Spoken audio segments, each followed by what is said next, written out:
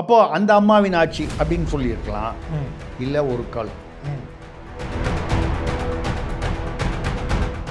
இப்படிலாம் பேசியிருக்க மாட்டார். அவர் என்ன அர்த்தத்தில் பேசணும்னு யோசிச்சு பார்க்கணும். பட் இருந்தாலும் அவர் கைது செய்ய தில் இருக்கா? எடப்பாடியார் அவர்கள் மீண்டும் தமிழக முதல்வரான பிறந்தான் அது எப்படி நடந்தது என்ற ரகசியம் மக்களுக்கு தெரியும். ஸ்ரீநிதிக்கு சேர வேண்டிய சாப்பாடை ஏவாவேலு சாப்பிட்டாரான்னு சொன்னேன். நீங்கள் பள்ளி மாணவிகள் சீருடையில் வந்து பள்ளியிலேயே மது அருந்துகிற காட்சிகள்லாம் வெளியில் வந்தது. சரி, தாவேக ஆட்சி அதனால் பயப்படுகிறது அவரை கைது செய்ய அப்படின்னு சொல்லி அவர் துரைமுருகன். பைரப்பி நேயர்களுக்கு வணக்கம். பல்வேறு அரசியல் பொருளாதார சமுதாய பிரச்சனைகள் ஆய்வு சொன்ன நிகழ்ச்சியில் இன்று நம்மிடையே திருசக்தி சுந்தராமன் மூத்த பத்திரிகையாளர் வந்திருக்காங்க. வணக்கம் சார். வணக்கம், சொல்லுங்க ஜெய். சார், போன பாகத்தில் நம்ம பல்வேறு விஷயங்களை பேசணும். ரகசிய கூட்டம் அதை பற்றிலாம் பேசணும். இந்த பகுதியில் வந்து நம்ம பேச வேண்டியது ஹாட் சப்ஜெக்ட். நீங்கள் பல்வேறுன்னு சொன்னது இந்த பல்லில் இருந்தால் தான் பக்கோடான்னு சொன்னீங்களா, அதை வச்சு தானே பல்வேறுன்னு. அதே மாதிரி தான். சரி, ரூட்டிங் ரைட், ரூட் மாஃபியா அது கூட போகலாம். சரி ரைட். சரி, இப்போ பார்த்தீங்கன்னா சார், இப்போ நயனா நாகேந்திரன் ஏற்கனவே வந்து ஒரு 3-4 மாதத்துக்கு முன்னாடி த்ரிஷா விட்டு விஜய் வெளியே வந்தால் தான் உருப்பிடுவார் அப்படின்ற விஷயத்த ஒன்று சொன்னார். திடீர்னு நேற்று வந்து அப்பாவை காணான்னு செய்கிறப்ப இவங்க அம்மாவை கேளுங்கன்னு சொல்லியிருக்காரு. ஸோ ஆபாசமாக திமுகவில் வந்து வெற்றி கொண்டான், தீப்பொறி ஆறுமுகம், இது மாதிரி இவரும் ஒரு பேச்சாளர் ஆகிட்டாரு அப்படின்னு பல்வேறு சொந்த கட்சியை சேர்ந்த குஷ்புவே கண்டனம் தெரிவிச்சிருக்காங்க. இது எப்படி சார் பார்க்குறீங்க? அதாவது அவர் என்ன அர்த்தத்தில் சொன்னான்னா, அப்பாவை காணும்னா யார் அப்பா, அவர் சொன்ன வார்த்தைகளை வச்சு சொல்கிறேன். அம்மாவை போய் கேட்டால் தான் யார் அப்பா, அதாவது அப்பா எங்கேன்னு தெரியும். அது என்ன அர்த்தம்னா, உலகத்தில் பொதுவாக சொல்லுவாங்க, அம்மாவுக்கு நம்ம மகனாக பிறக்கிறோம், மகனாவோ மகளாவோ பிறக்கிறோம்.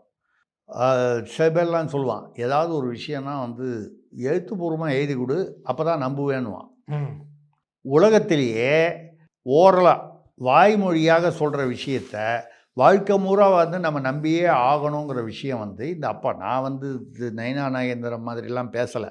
நான் சொல்கிறது வந்து ஏன்னு கேட்டால், ஒரு அம்மா தான் இதுதான் உன்னுடைய அப்பா அப்படின்னு குழந்தைக்கு முதலாக அடையாளம் காட்டுது.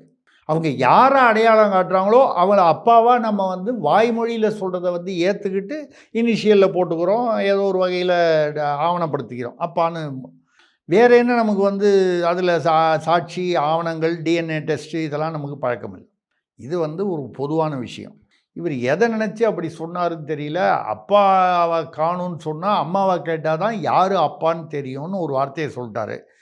அவர் வந்து முதல்வர் விஜயை தான் அப்படி வந்து மோசமாக பேசிட்டாரு அப்படின்னு ஒரு அர்த்தத்துலேயும், இல்லை பொதுவாக அப்படி பேசியிருக்காரு, அது கொச்சையான ஒரு ஒரு ஒரு மேற்கோள் அப்படிங்கிற வகையில் நீங்கள் சொல்கிற மாதிரி குஷ்பு அவர்கள் வேறு சிலர் நிறைய விமர்சனங்கள்லாம் வந்து சொல்லியிருக்காரு. அப்படிலாம் பேசியிருக்க மாட்டார். அவர் என்ன அர்த்தத்தில் பேசணும்னு யோசிச்சு பார்க்கணும். பட் இருந்தாலும் அவர் கைது செய்ய தில் இருக்கா? இல்லை, அவரை கைது செய்ய தில் இருக்கா? அவரை கைது செய்தால் ஒன்றியத்திலிருந்து தாவேக ஆட்சியை கவித்து விடுவார்கள் அப்படின்னு சொல்லி பேசினோன்னே, சரி, தாவேக ஆட்சி அதனால் பயப்படுகிறது அவரை கைது செய்ய அப்படின்னு சொல்லி அவர் துரைமுருகன் அவரால் முடிஞ்சதை அப்படி கொடுத்து விட்டுருக்காரு. உடனே தாவேகாலேருந்து என்ன ரியாக்ஷன் அப்படின்னா, அதெல்லாம் ஒன்றும் இல்லை, நயனா நாகேந்திரன் மீது வழக்கு பதிவது உறுதி அப்படின்னு மிகப்பெரிய லெவலில் ஒருத்தர் பேசியிருக்காரு. பத்திரிகையில் படித்தேன். நான் நினச்சேன் ஏதோ விஜயோ ஆதவர்ஜனாவோ யாரோ பேசியிருப்பாங்க, அந்த மாதிரி ராஜ்மோகன், சிடிஆர் நிர்மல்குமார் அந்த மாதிரி பேசியிருப்பாங்கன்னு நினச்சேன். கீழே பார்த்தா ஜாகீர் ஹுசேன் ஏதோ அமைப்பு செயலாளராக என்னமோ ஒரு பதவி போட்டிருந்தது. இதுதான் முதல் தடவை அவர் பேரை நான் பார்க்குறேன். எனக்கு தெரியல, அவர் பெரிய மனுஷனாக இருக்கலாம், எனக்கு தெரியல. இந்த லெவலில் தான் பேசிகிட்டு இருக்காங்க.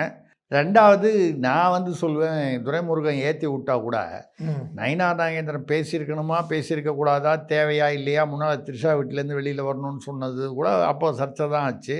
அது தேவையில்லை, அதுவும் தேவையில்லையாங்கிறத பற்றி விமர்சனங்கள் வந்தன. அதை தாண்டி பிஜேபியில் யாருமே விமர்சனம் பண்ணாதப்போ குஷ்பு மட்டும்தான் அதை விமர்சனம் பண்ணாங்க. உடனே சொல்கிறாங்க குஷ்புவே தாவேக்கா போக போகிறாங்க, அதுக்கு தான் அவங்க இதெல்லாம் முதலே ரெடி பண்ணி வைக்கிறாங்க, எல்லா விஷயத்தையும் கூட சொல்லி வச்சாங்க. இருக்கலாம், தெரியாது, யார் வேணாலும் இப்போ தாவேக்காவுக்கு போகலாம். இப்போது நீங்கள் சனிக்கிழமை சந்தில் யார் வேணால் ஐக்கியமாகலாம். இப்போ திண்டுக்கல் சீனிவாசன் என்ன பண்ணார், அதிமுகவில் திடீர்னு சொன்னார், எப்படி திடீர்னு ஆட்சி மாற்றம் தமிழ்நாட்டில் தாவேக வந்ததோ அதே மாதிரி திடீர்னு ஆட்சி மாற்றம் வரும், இந்த ஆட்சி மாற்றம் வரும். எடப்பாடியார் அவர்கள் மீண்டும் தமிழக முதல்வர் ஆனப்புறம்தான் அது எப்படி நடந்தது என்ற ரகசியம் மக்களுக்கு தெரியும். ஸோ எய்ம்ஸ் ரகசியம் மாதிரியா? மக்களுக்கு தெரியாமையே எடப்பாடி முதல்வர் ஒரு டக்குன்னு ஒரு ஞாயிற்றுக்கிழமைக்கு வந்து ஒரு கால் அந்த முதல்வர் சீட்டில் வந்து உட்காந்துருவாரா என்ன அப்படின்னு எனக்கு இது திண்டுக்கல் சீனிவாசன் பேசுகிற போது எனக்கு என்ன தோணுச்சுன்னா, சார் நீட் ரகசியம் வெளியிடுவேன்னு சொன்னார்ல உதயநிதி, ஆமாம் அது மாதிரி இதே ஏதோ ரகசியம் அதான் ரகசியம் சொல்கிறாரு அவர். அப்போதான் அந்த ரகசியம் மக்களுக்கு தெரியும்னே சொல்கிறாரு. மக்களுக்கே தெரியாமல் வந்துடுவாருன்றாரு. எடப்பாடியார் முதல்வராவது மக்களுக்கு சம்மந்தம் இல்லை போல இருக்கு, மக்களுக்கு தெரியாது போல இருக்கு, தெரியாமையே வந்துடுவாருன்னு. அப்படின்னா நான் என்ன நினைக்கிறேன்னா, இப்போது வேலுமணி சிவி சண்முகம்லாம் மிரட்டிக்கிட்டு இருக்காங்கல்ல, மிரட்டிட்டு இருக்காங்கன்னா அழுத்தம் கொடுத்துட்ருக்காங்க. தங்கமணி தடையா இந்த பக்கம் வந்துட்டாரு. தங்கமணி ஒரு பக்கம் அதுலேருந்து விலகிட்டார். நத்தம் விஸ்வநாதன் இவங்கெல்லாம் இன்னும் வேலுமணி அவங்களாம் தலைமையில் இப்போது எப்போ வேணாலும் வந்து தாவேக்காவுக்கு வரலாம், துணை முதல்வர் வேணும்னு சொல்லி இவர் கேட்குறாரு வேலுமணி. அதெல்லாம் பிரச்சனை இருக்குது. இங்கே ஒரு இந்த சமயத்தில் இங்கே வந்து அதாவது ரீஷஃபிள், கேபினட் ரீஷஃபிள் தமிழ்நாட்டில் ஒரு 8 அமைச்சருக்கு வேலை போகுது. அட்லீஸ்ட் ஒரு 5 பேருக்கு வேலை போகும், 3 பேருக்கு துறை மாற்றம். அதில் சிடிஆர் நிர்மல்குமார் கூட வந்து அவருக்கு சட்டம் மட்டும் விட்டுட்டு பாக்கிலாம் மாற்ற போகிறாங்க அப்படின்னு ஏதோ சில இதெல்லாம் பேச்சுகள் அடிப்படை. இதை தகவல் எவ்வளோ தூரம் சோர்ஸ் தான், அவன் சோர்ஸ் தான் தெரியல. இது வந்து இருக்குது. இப்போ எனக்கு என்னென்னா, எடப்பாடி இப்படி திங்க் பண்ணுவாரோ, இப்படியும் யோசனை பண்ணி பாருங்கள். நம்ம எப்போவுமே வித்தியாசமாக யோசனை பண்ணி பார்த்தா தான் உண்மை வெளியில் வரும், ஆமாம், ரகசியம் புரியும். அது என்ன வேலுமணி அப்புறம் நத்தம் விஸ்வநாதன் சிவி சண்முகம் இவங்கெல்லாம் போய் தாவேகால சேர்ந்து பேசாமல் நம்மளே போய் தாவேகால சேர்ந்துட்டா அப்போ ஒரு கால் நம்ம முதல்வர் ஆகிடுவோமோ? எம்ஜிஆர் மாளிகை என்ன பண்ணுறது? எம்ஜிஆர் மாளிகை அது வாடகைக்கு விட்டுற வேண்டியதுதான், ஐடி ஆஃபீஸ் ஏதாவது விட்டுறலாம். ஆமாம், அது ஒன்றும் வாடகைக்குள்ள. இப்போ எம்ஜிஆர் வீடு இருந்தது, அந்த அவர் தாய் இல்லம் இருந்துச்சு சுப்பிரமணியத்தை டி நகர் ஏரியாவில் தான். இப்போ வாடகைக்கு இல்லையா? அந்த மாதிரி வந்து வாடகை விட்டுருவாங்க. ராமாவரத்தில் ஏதோ ஒன்று நடத்தலையா, அனாதை இல்லம்லாம் நடத்துகிறாங்க. அந்த மாதிரி வந்து நடத்திட்டு போகலாம். எடப்பாடியை தாவேகாவுக்கு மாறிடுவாரோன்னு ஒரு சந்தேகம் வருது. இந்த மாதிரி வந்து ஒரு சூழ்நிலையில் நீங்கள் நயினா நாகேந்திரனை பற்றி கேட்கும்போது, நீங்கள் என்னை பொறுத்த வரைக்கும் இது வந்து தமிழ்நாட்டு மக்கள் கவலைப்பட வேணாம். அப்படியே துரைமுருகன் சொல்கிற மாதிரி, அதாவது அவர் சவால் விடுற மாதிரி அவங்களுக்கு தில்லு வந்து ஜாகீர் ஹுசேன் என்ற பெருந்தலைவர் தாவேகால சொன்ன மாதிரி வழக்கெல்லாம் பதிவு செய்து அரெஸ்ட் பண்ணால் கூட என்ன பண்ணுவாங்க?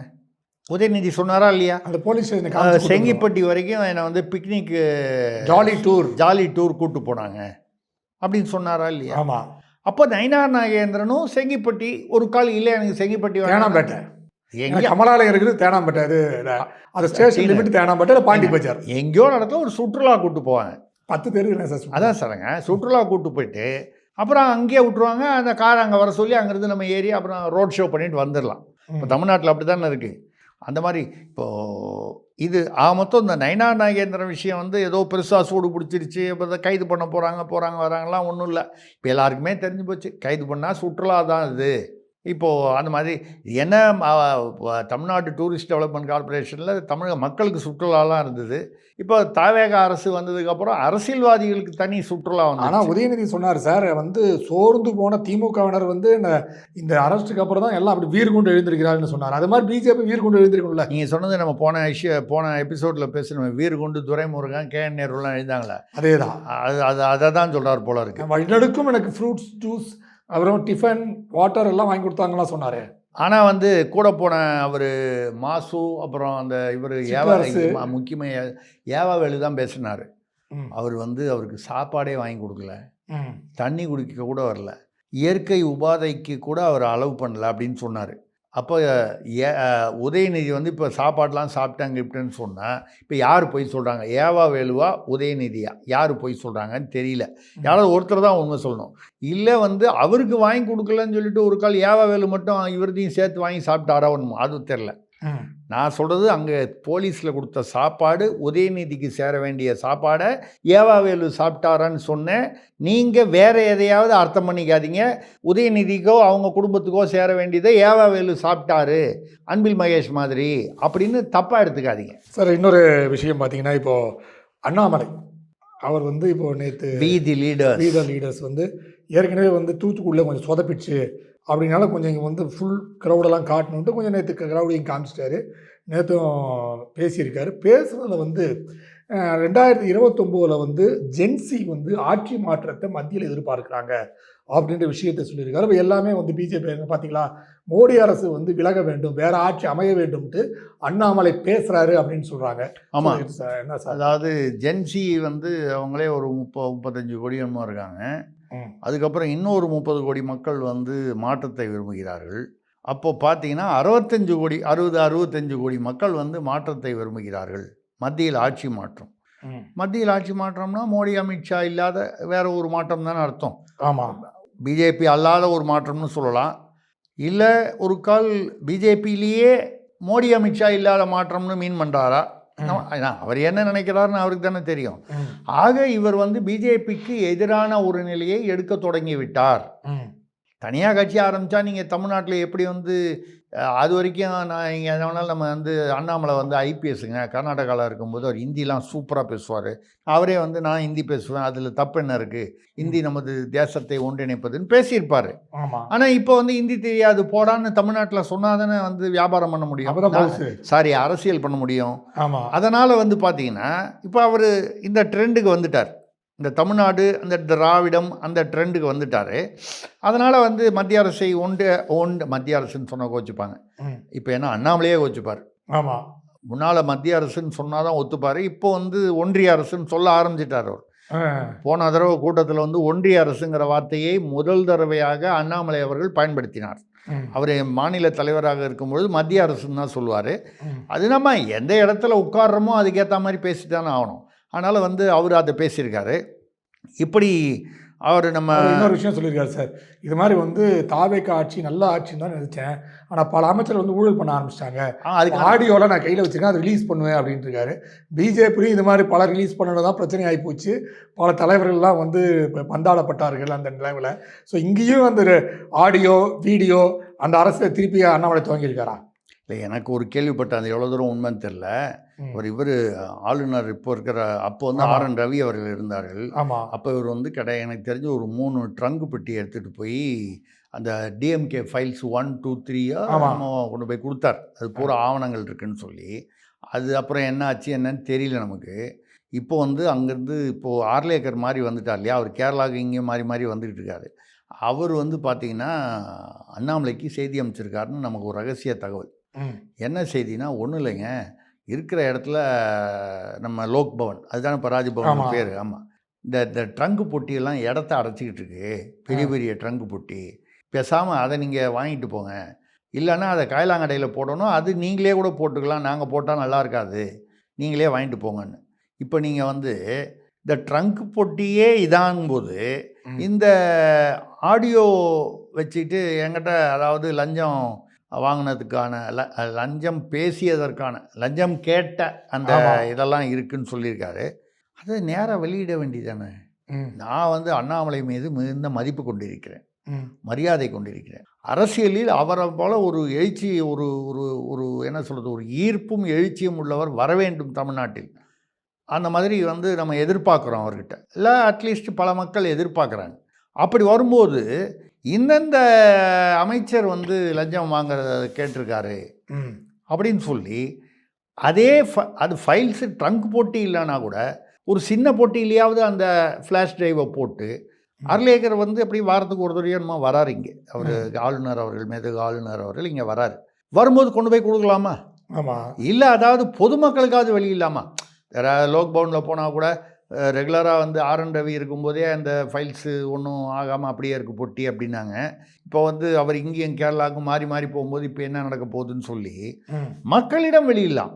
அது அவருக்கு ஒரு அரசியல் மைல் ஸ்டோனாக இருக்கும். அப்புறம் இன்னொரு விஷயம் சொல்லியிருக்காரு, ஏன்னா அமித்ஷா கூப்பிட்டு 3 நாள் அங்கே பேசிட்டு நீ டெல்லியிலேருந்து பொறுப்பு பார்த்துக்கோன்னு சொன்னார். நான் தான் முடியாதுன்னு சொல்லி வெளியே அவன் தமிழ்நாடு தான் முக்கியம்னு சொல்லிட்டோம்.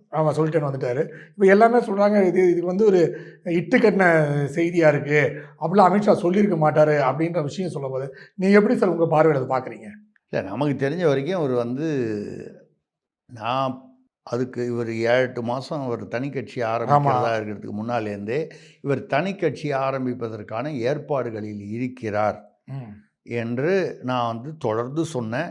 அண்ணாமலையை அவரை வந்து அவருடைய ஆதரவாளர்கள்னு சொல்லப்படுபவர்கள் வந்து நான் ஏதோ அண்ணாமலையை எதிராக நம்ம சொல்லுது வந்து நான் சொல்லுவேன் வானிலை அறிக்கை மாதிரி.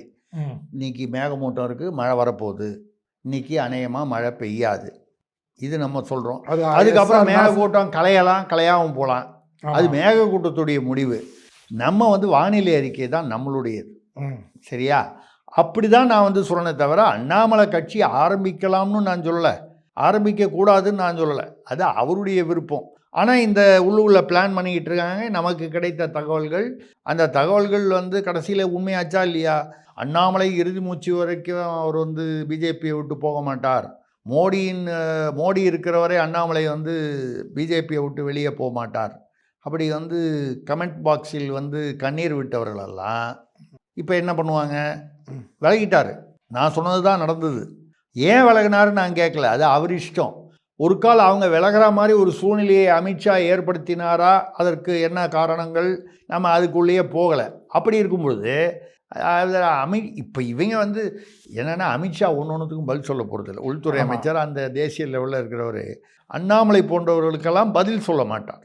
அதனால் வந்து அமித்ஷா அப்படி சொன்னார். இப்போ நான் கூட உங்கள்கிட்ட வந்து நேற்று ராத்திரி பிரதமர் மோடி சாப்பிட்டுக்கிட்டு இருக்கேன், கரெக்டாக நான் மோர் சாதம் சாப்பிட்ற டயத்தில் கரெக்டாக கூப்பிட்டாருங்க. 22 நிமிஷம் என்கிட்ட பேசியிருக்கார். 2 பேர்ட்டையும் கேட்க முடியாது, நம்ம உங்களை கேட்கலாம், அவரை கேட்க முடியாது. நான் சொல்லலாம் என்ன வேணாலும், ஆமாம், நிச்சயமாக அவர்கிட்ட போய் கேட்கவும் முடியாது. அவர் வந்து நான் திருசக்தி சுந்தரராமனிடம் அவர் மோர் சாதம் சாப்பிடும்போது நான் வந்து பேசவில்லை அப்படின்னு ஒரு பேட்டி கொடுக்க போகிறதில்ல. நம்ம அந்த தைரியத்தில் நம்ம என்ன வேணால் சொல்லலாம். நான் அண்ணாமலையை சொல்லலைங்க, பொதுவாக சொல்கிறேன், என்னை வச்சு சொல்கிறேன். யார் வேணாலும் எதை வேணாலும் கோட் பண்ணலாம் அப்படின்னு. அண்ணாமலை இப்பொழுது வந்து இப்போ தான் இல்லை ஒரு 19 லட்சம் பேர் சேர்ந்தாங்க, 50 லட்சம் பேர் சேர்ந்தால் கட்சி ஆரம்பிப்பேன்னாரு, 19 லட்சம் பேர் சேர்ந்தாங்க. ஆனாலும் கிட்டத்தட்ட கட்சியை நோக்கி தான் போயிட்டுருக்காரு. இன்னும் முழுசாக கட்சின்னு அதை அறிவிக்கல, அது வந்து அதை நோக்கி தான் போயிட்டுருக்காரு. அதெல்லாம் நம்ம வாழ்த்துறோம். நிறையா இப்போ கூட்டங்கள்லாம் போகிறாரு, தூய்மை பணியெல்லாம் நிறையா செய்கிறாரு, அதெல்லாம் ஒரு அடையாளம் தானே. இப்போ அவர் மட்டும் செய்யலை, ஏவாவேலு அவர்கள் கூட திமுகலேருந்து அந்த யூனிஃபார்ம், தூய்மை பணியாளர் யூனிஃபார்ம்லாம் போட்டு அங்கங்கே பண்ணுறாங்க. இது வந்து ஒரு என்ன சொல்கிறது, அரசியலில் இது சகஜம்.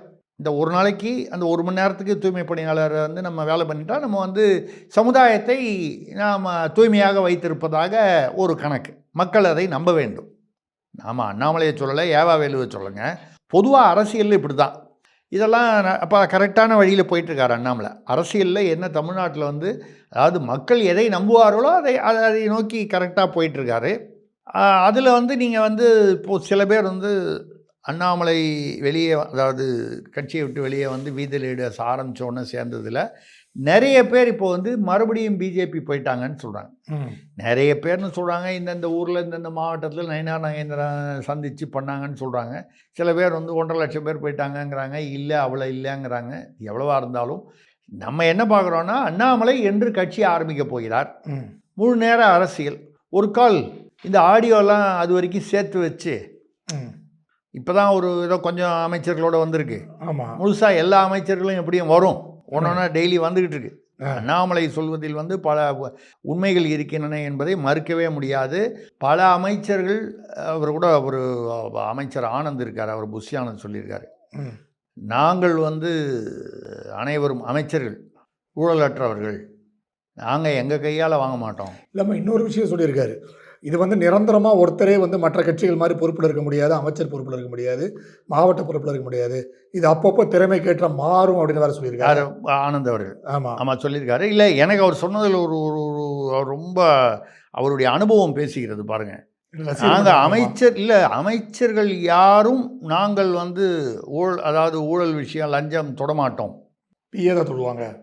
இல்லை, மாப்பிள்ளைகள், ஏன்னா அவருடைய 2 மாப்பிள்ளைகளும் ரொம்ப சீரியஸாக அரசியலில் ஈடுபட்டிருக்கிறதா, நான் நிர்வாகத்தில் ஈடுபட்டிருக்கிறதா சொல்கிறாங்க. ஆனந்தோட மாப்பிள்ளைகள். ஆமாம், சரி, ஆமாம். 3 மாப்பிள்ளையில் 2 மாப்பிள்ளை ரொம்ப நெருக்கமாக அவருக்கு உதவியாக இருக்காங்க அப்படின்னு சொன்னாங்க. அப்புறம் டிகே பிரபு அமைச்சர், கனிமவள அமைச்சரோட அப்பா, பர்வேஸ் அவருடைய அண்ணன், இப்படி வந்து அப்புறம் யாரோ ஒரு எம்எல்ஏவுடைய கணவர், இது மாதிரி ஒவ்வொருத்தரும் அண்ணன், தம்பி, மாப்பிள்ளை, இவங்க மூலமாக. ஸோ நாங்கள் ஊழலற்றவர்கள், அந்த லஞ்ச பணத்தில் நாங்கள் கையால் நாங்கள் டச் பண்ண மாட்டோம். ஆமாம் சார். இன்னொரு விஷயம் பார்த்தீங்கன்னா, இவர் நம்ம ஆதவ் அர்ஜுன் அவர் வேற சொல்லியிருக்காரு, இது அம்மாவின் ஆட்சி மாதிரி தான் இருக்குது அப்படின்ற மாதிரிலாம் சொல்லியிருக்காரு. எப்படி பார்க்குறீங்க? எதுக்கு அப்படி சொன்னாருன்னு தெரியல. ஏன்னா முதல்ல திமுகவுடைய 2.0 மாதிரி தான் நிறைய எனக்கு தெரியுது. அதை சொல்லிட்டு அந்த பாயிண்ட்டுக்கு வரேன்னா, அதாவது இந்த அமுதன் பார்த்தீங்கன்னா கோவையில் இந்த கல்லூரியில் பார்த்தீங்கன்னா, அவன் பாவம் வந்து இன்ஃபார்மர் மாதிரி அவனை போலீஸ் கேட்டபோது எங்கே விற்கிறாங்க, எங்கே பின்னால் காலேஜுக்குள்ளேயே விற்கிறாங்க, வெளியில் விற்கிறாங்க, இந்த கடையில் விற்கிறாங்க, யார் யாரெல்லாம் வழக்கமாக போய் வாங்குவாங்கன்னா ஏதோ பேர்லாம் சொல்லியிருக்கான். 20 பேர் சேர்ந்து அந்த பையனையும் அவன் கூட இருந்த ஒரு பையனையும் அடித்து கொண்டு இருக்காங்க வளாகத்தில்.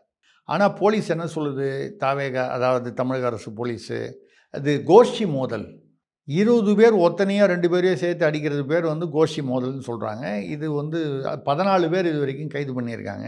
இது ஏதோ நீங்கள் கல்லூரியில் நடந்த அப்போ போதைப் பொருள் எல்லா இடத்துலையும் இன்னும் நடமாடுகிறது என்பது இப்போ தான் 11ஆம் தேதி என்னமோ போதைப் பொருள் பிரிவுன்னு தனியாக ஆரம்பிக்கிறேன். நாங்கள் ஏற்கனவே ரொம்ப வருஷமாக காவல்துறையிலே போதைப் பொருள் பிரிவு இருக்குது. அதை என்ன பண்ணாங்கன்னு தெரியல. இது ஏதோ புது பிரிவுன்னு லீவ் விட்டாங்களோ? ஆமாம், அவங்களெல்லாம் மாற்றிட்டு புதுசாக போட்டாங்களா என்னன்னு தெரியல. ரைட்டு, இது நடந்தது. இது அப்படின்னா என்ன அர்த்தம், தமிழ்நாட்டில் இன்னும் ஜாஃபர் சாதிக்குகள் நடமாட்டங்கள் நிறைய மறைமுகமாக நடந்துக்கிட்டு தான் இருக்குது. அது திமுகவில் தான் இருக்கணும்னு அவசியம் இல்லை, எங்கே வேணாலும் இருக்கலாம் அப்படிங்கிற மாதிரி வந்துச்சு. வேற்றூரில் எல்லா இடத்துலையும் இருக்கிறாங்க. ஆமாம், தாவேகா நிர்வாகிகளில் பல பேரே போதையில் போய் வந்து இந்த பாலியல் குற்றத்தில் ஈடுபட்டாங்க, போனாங்க வந்தாங்க. நிறையா கிட்டத்தட்ட ஒரு 6-8 பேர் மேலே வந்து குற்றச்சாட்டு வந்திருக்கு. அதில் சில பேரெல்லாம் இந்த ஸ்ரீவைகுண்டம் சரவணன், அப்புறம் சேலம் மணிகண்டன், இவங்களெல்லாம் வந்து கைது பண்ணலை.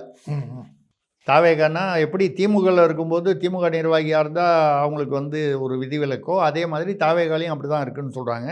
திருவொற்றியூரில் பார்த்திங்கன்னா சென்னையில் பள்ளி மாணவன் 16 வயசு 12ஆம் வகுப்பு படிக்கிறான்னா 16-17 வயசு ஒரு மாணவன் தனுஷ் என்று பெயர். அந்த தனுஷை வந்து 2 பேர் கூட போதைப் பொருள் இப்போ கன்சியூம் பண்ணிவிட்டு அடிச்சுக்கிட்டு இருக்காங்க. அடிச்சுட்டு அவனை அடித்து கொண்டுட்டாங்க. எங்கே? சென்னை திருவொற்றியூரில். தக்கலை கன்னியாகுமரி மாவட்டத்தில் 2 பள்ளி மாணவிகள் சீருடையில் வந்து பள்ளியிலேயே மது அருந்துகிற காட்சிகள்லாம் வெளியில் வந்தது. சென்னையில் இன்னைக்கு காலையில் பத்திரிகையில் பார்த்தீங்கன்னா, சென்னையில் நினைக்கிறேன், ஒரு இளைஞரை வந்து போதையில் இருந்த 8 பேர் சேர்ந்து பட்டப்பகலில் சென்னையில் அவரை வந்து அடித்தோ வெட்டியோ கொண்டு இருக்காங்க. ஒரு இளைஞர், அதாவது அவர் வந்து ஒரு 4-5 பேரோட மது அருந்திக்கிட்டு இருக்கார் டாஸ்மாக் வாசல்லையோ அதை ஒட்டியோ. திடீர்னு 8 பேர் முன்விரோதம் சொல்கிறாங்க. ஆனால் எல்லாருமே போதையில் இருந்திருக்காங்க பட்டப்பகலில். இந்த சிங்கப்பெண் அதிரடி படையெல்லாம் எங்கே போச்சு? போதைப் பொருள் பிரிவு படை எங்கே போச்சு? பொதுவாக காவல்துறை என்ன பண்ணுது? ஆக போதையும் குறைவில்லை, பெண்கள் பாதுகாப்பு. நேற்று இதை நீ காலையில் பத்திரிகையில் தான் படித்தேன். 85 வயது மூதாட்டி எங்கேயோ ஈரோடு, அவங்க வந்து வீடு புகுந்து தோட்டத்து வீட்டில் இந்த கொங்கு பகுதியிலலாம் அந்த பண்ணை வீடு மாதிரி இருக்கும். ஆமாம், அந்த 85 வயது மூதாட்டியை வீட்டில் ஒருவர் புகுந்து பாவம் அவங்க வந்து அந்த நிலத்தில் நாற்று நடுறதுக்காக நிறைய பேர் கூப்பிட்டு பண்ணியிருக்காங்க. அதில் ஒருத்தன் தனியாக இருக்காங்கன்னு பார்த்து வீட்டுக்குள்ளே புகுந்து 85 வயது மூதாட்டியை பாலியல் வன்முறை செய்து நகை என்ன பணம் இருந்ததோ அதெல்லாம் அடிச்சிட்டு போயிட்டான். கைது பண்ணிட்டாங்க கண்டுபிடிச்சி. ஆனால் திமுக ஆட்சியில் என்ன நடந்ததோ அதே தான் அதிமுக ஆட்சி தாவேகா ஆட்சியிலும் அதே இந்த 85 வயது மூதாட்டி, 2 வயது குழந்தை, 8 வயது சிறுமி எல்லாம் நடக்குது. போதைப் பொருள் தாராளமாக கல்லூரியில் கிடைக்குதுன்றதுக்கும் நிரூபணம் வந்துடுச்சு. பள்ளியில் நடக்குது கொலைகள், போதையினால் வரக்கூடிய கொலைகள். ஆக இதெல்லாம் நடந்துகிட்டு இருக்கு. முதல்வர் விஜய் இதற்கு எதற்குமே பதில் சொல்லவில்லை. இந்த இடத்துல தான் நீங்கள் கேட்குற கேள்விக்கு நான் பதில் சொல்லணும். ஏன்னா அக்ரி கிருஷ்ணமூர்த்தி அவர்கள் எடப்பாடியோட கூட இருக்கார். அவர் அந்த அணியில் இப்போ நான் காலையில் இந்த பேட்டிக்கு வர வரைக்கும் இருக்கார். எனக்கு தெரியாது, இப்போ பேட்டி முடிஞ்சு போகிறதுக்குள்ளே என்ன நடக்கும்னு தெரியாது தமிழ்நாட்டில். பேட்டிக்கு நான் உள்ளே வரும்போது அவர் வந்து எடப்பாடி அணியில் இருந்தார். அக்ரி கிருஷ்ணமூர்த்தி வந்து என்ன சொன்னார்னா, எங்கள் அம்மா ஆட்சியில் அப்படின்னு சொல்லி வரிசையாக சில விஷயங்கள், இந்த உணவகம், அம்மா உணவகம், இது மற்ற விஷயங்கள்லாம் பேசும்போது அது பேசினார். அப்பொழுது சட்டமன்றத்திலேயே ஒரு ஆதவ அர்ஜுன் வந்து சட்டமன்றத்திலேயோ வெளியிலையோ சொல்லும்போது, இப்பொழுது நடப்பதே அம்மா ஆட்சி தான், இதுவும் அம்மா ஆட்சி தான் என்று ஆதவ அர்ஜுனா அவர்கள் சொல்லியிருக்கிறார்கள். இப்போ நம்மளுடைய கேள்வி, நாங்கள் ஆதவ அர்ஜுனா சொன்னால் எப்போவுமே இந்த வெள்ளையாக இருக்கிறவங்க பொய் சொல்ல மாட்டான்னு சொல்லுவாங்க. அது மாதிரி உயரமாக இருக்கிறவரும் பொய் சொல்ல மாட்டான்னு நம்ம நம்புவோம். வளர்ந்துருக்காரு, உயரமாக இருக்கார், அவ்வளோ உயரம் 6 அடி உயரம் இருக்கார், பொய் சொல்லுவார், அவர் உண்மையை தான் சொல்லுவார். ஆனால் வந்து இதுவும் அம்மா ஆட்சி தான் அப்படின்னு என்று ரொம்ப நாசூக்காக சொல்லியிருக்கிறாரே, எந்த அம்மா? அது தெளிவாக சொல்லலை. கரெக்டு. அவங்களுக்கு அதிமுக அம்மானா அவங்க தான், ஒரே அம்மா தான். இல்லை இன்னொரு அம்மா உருவாகிட்டு இருக்காங்களே.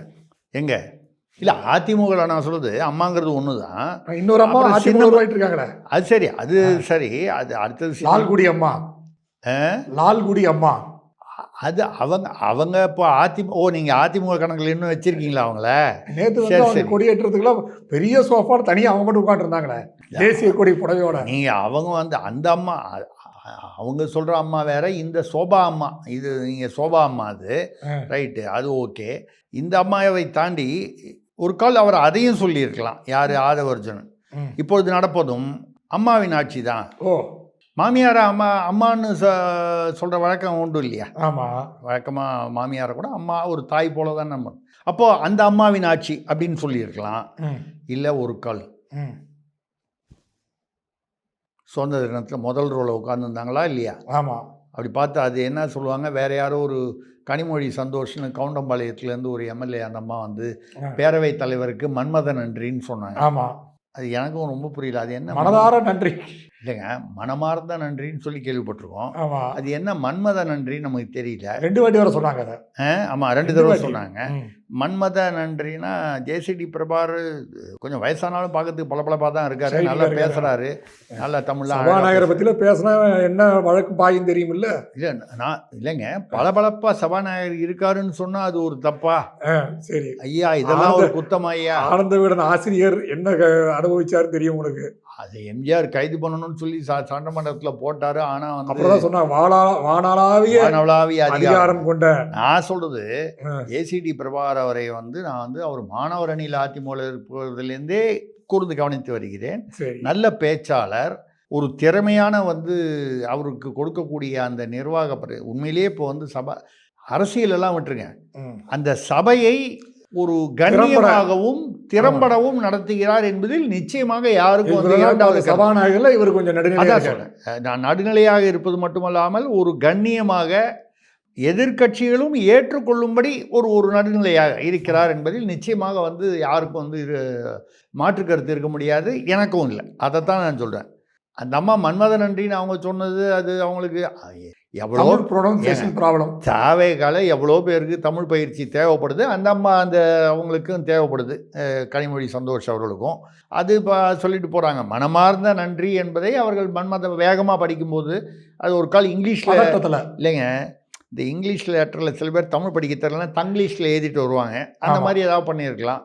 எனக்கு வேற ஒரு சந்தேகமும் வருது. சுதந்திர விழாவில் வந்து அவர் முதல்வருடைய பெற்றோரில் உட்கார்ந்தாங்க, பக்கத்தில் ஒரு அம்மா உட்காந்துருந்தாங்க, ஒரு நடிகை உட்காந்துருந்தாங்க.